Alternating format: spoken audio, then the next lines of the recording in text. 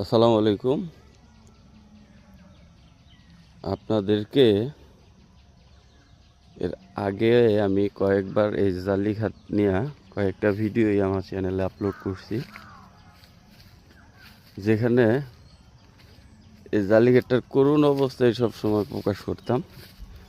বৃষ্টির পানি জমিতে জালিঘাট মইরা যাইতেছে, এই বিভিন্ন নানান সমস্যা। তো আজকে একটু ভিন্ন কিছু নিয়ে জালিঘাটের দিকে ক্যামেরাটা রাখছি।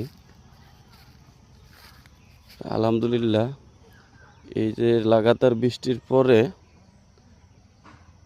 আমরা যখন জালিঘাটের পরিচর্যার জন্য শুরু করলাম, এর আগে এখন এক ধরনের পরিচর্যা চলতেছে। এর কয়েক আগে বৃষ্টির পরপরই এর লোলগুলা ছাড়াইলাম, কিছু ইউরিয়া সার দিলাম। তো দ্বিতীয়বার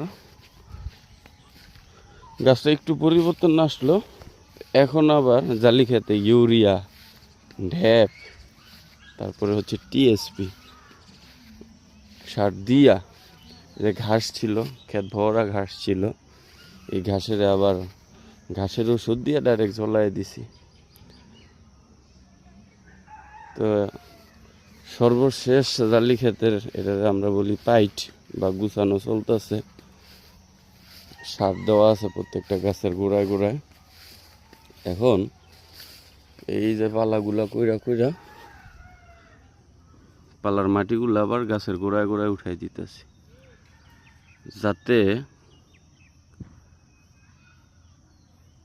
জালি গাছের গোড়ায় যে পানিটা জমতো না, সে পানিটা না জমে। তো আলহামদুলিল্লাহ, খেয়াল করলে বুঝবেন প্রত্যেকটা গাছেই দুইটা চারটা করা আছেই। তো এই পাইপটা দিয়ে যদি উঠি আমরা, এরপরে যদি বিন্দাটার একটু প্রবলেম থাকবো। বিন্দাটা যদি পারফেক্ট পরিচর্যা করি, বিন্দাটার ওষুধটা যদি নিয়মিত দিয়া বিন্দার যে আছে, ফাটটাত আছে, এগুলো ক্লিয়ার করে দিতে পারি, এরপরে ইনশাল্লাহ এই জালি ক্ষেতের এই যে দেখেন চেহারা পুরা ঝাঁকা ভরে যাবো ইনশাল্লাহ। তখন আর জালি